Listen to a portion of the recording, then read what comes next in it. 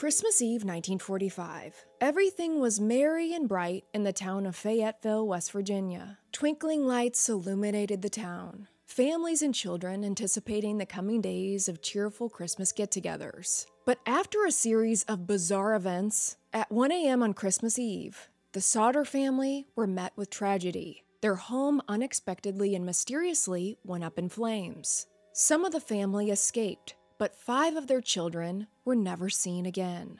Officials ruled they must have perished in the fire, but others, including the Sodder family, believed that the fire was set deliberately, and their 5 children were kidnapped that Christmas Eve. The circumstances leading up to the fire and what came afterwards have left the public questioning what really happened that night. It's one of the most puzzling Christmastime mysteries of all time. So, you ready?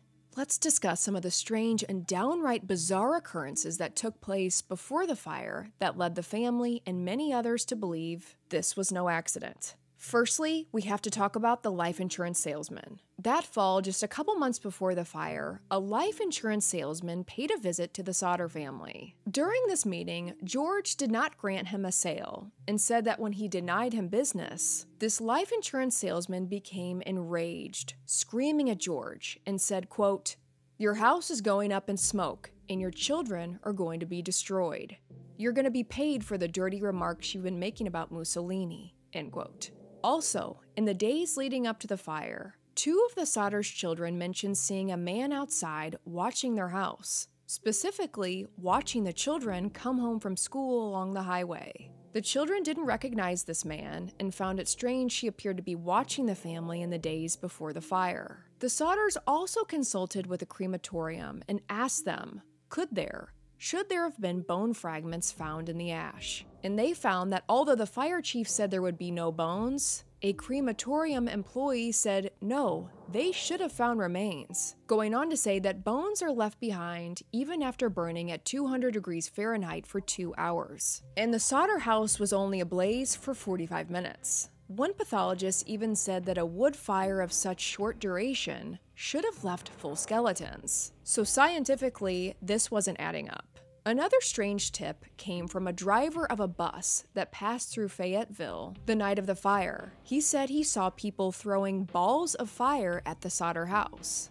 But hands down, one of the most chilling aspects of this case are the reported sightings of the Sodder children after the fire. One occurring the night of December 24th, while the fire was still occurring. One woman who was watching the fire from the road claimed she looked up and saw the Sodder children peering out of a passing car while the house was burning. 50 miles west of Fayetteville, another woman who operated a tourist stop between Fayetteville and Charleston told police that she saw the Sodder children the morning after the fire, saying she served them breakfast. Also noting there was a car with Florida license plates in the rest stop's parking lot. Another tip, at a hotel in Charleston, another woman named Ida Crutchfield said she saw the Sodder children a week after the fire. She told investigators she didn't remember the exact date, but said the children had come in around midnight, with 2 men and 2 women, all whom appeared to be of Italian extraction. She said when she tried to speak with the children, one of the men looked at her in a hostile manner. He then turned around and began talking rapidly in Italian. She said immediately the whole party stopped talking to her. She said they left the hotel early the next morning. Investigators today say they don't consider her story credible, as she had only seen photos of the children 2 years after the fire, 5 years before she came forward. And as time went on, the Sodders became only more convinced that their house was deliberately set on fire that night. But where were the children? A few years after the fire, George saw a photo of a group of young ballet dancers in New York City in a newspaper. And one of the children in the photo, to him, looked exactly like his missing daughter Betty. Sadly, George drove all the way to New York to find this young girl. He was even able to track down her parents. He reached out to them repeatedly, telling them about the fire, but the girl's parents declined to speak with him, so he left New York, never knowing. In 1947, with no help from local officials, George and Jenny tried to get the FBI on the case. And amazingly enough, the FBI agreed. But in a bizarre turn of events, both the Fayetteville Police and Fire Department turned down the FBI's offer to help. Now, why would they do that? George and Jenny then enlisted the help of a private investigator named Cece Tinsley. So Cece jumps on the case and begins asking some questions, starting at the top. And he finds out that one of the members on the coroner's jury who ruled the Sodder house fire was an accident was that same life insurance salesman that had a run-in with George just a few months before the fire. The same man who told George that his house would go up in flames and his children would be destroyed. What a coincidence. And also, talk about a conflict of interest. When Cece spoke to people in town, he talked with the minister and heard that the fire chief, F.J. Morris, had been telling people that he had found a heart in the ashes of the Sodder home, that he had hidden it in a box and buried it near the Sodder house. Cece then asked the fire chief about this and somehow persuaded him to take him to the buried box and show him. And once it was dug up, Cece found that this heart wasn't a heart at all, but rather beef liver. The chief said he only did this to help give the Sodder family closure. What is wrong with people in this town? I'm blown away, and not in the good way. In August 1949, the Sodders hired a pathologist named Oscar B. Hunter. He went on to excavate the dirt from the remains of the Sodder house, and he found bone fragments. These fragments were sent to the Smithsonian, but after testing, they found these bones did not belong to any of the Sodder children, rather an older teenager. And they theorized that these bones originated from the dirt used to fill the basement, not from the house itself. These bones were sent back to George Sodder, but their whereabouts to this day remain a mystery. No one knows who these bones belong to. But this was yet another dead end. This case had become so well known, the governor called a hearing at the Capitol, and he officially declared the case closed, going so far as to tell George and Jenny that their search was hopeless. In turn, the FBI decided it had jurisdiction as a possible interstate kidnapping, so the Sodders were hopeful their assistance would lead to answers. But the FBI dropped the case after 2 years following, quote, fruitless leads, end quote. With no help from local authorities, it seemed that everyone was giving up on this case, but not George and Jenny. They did not stop, they never gave up hope. George, Jenny, and the surviving children passed out flyers about the case, photos of the missing children, offering a $5,000 reward, then doubling it for any information on the case. They also put up a huge billboard in town along Route 16.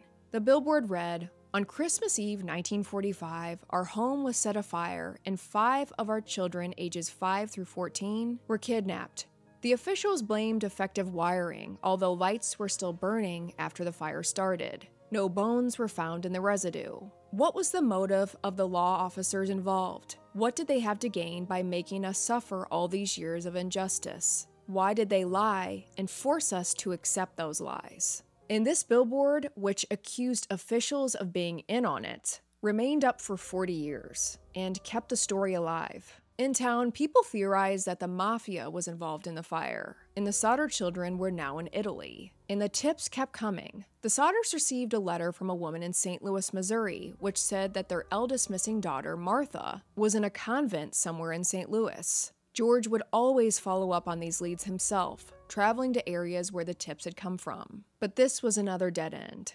Another strange tip came from someone in Florida that claimed that the children were living with Jenny's distant relative there. In 1967, George traveled to Texas, specifically the Houston area, to investigate another tip. A woman there had written to the Sodders saying that Lewis had revealed his true identity to her one night after having too much to drink. She said she believed that he and Maurice were both living in Texas somewhere. But when George and his son-in-law, Grover Paxton, got to Houston, they were unable to speak with her.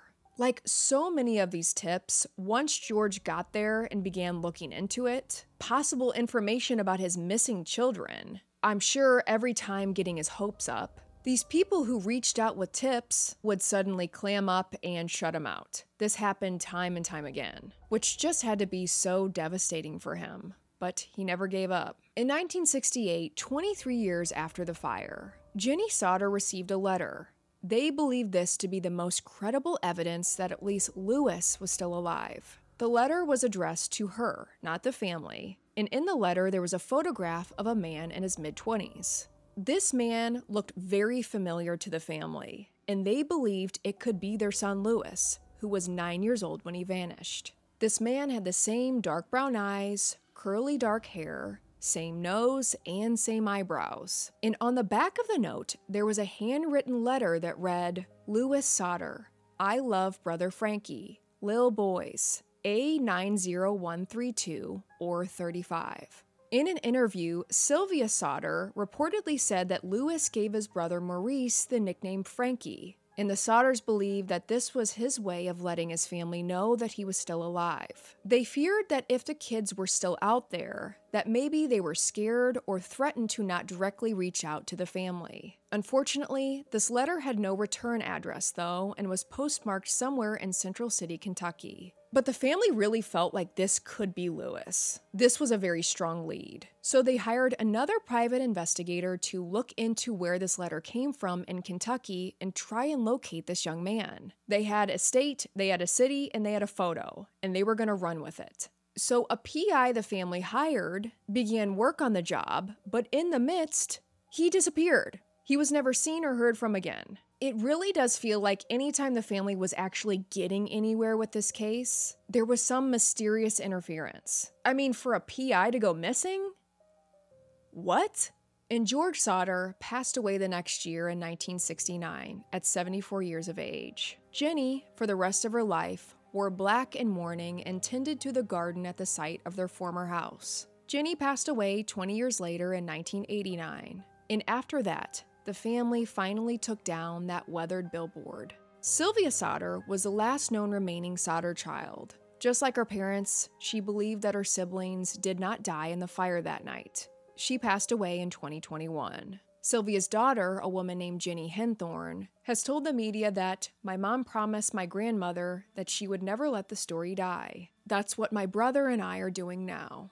This case is sad for so many different reasons. George and Jenny dedicated the rest of their lives to finding their children. They never gave up.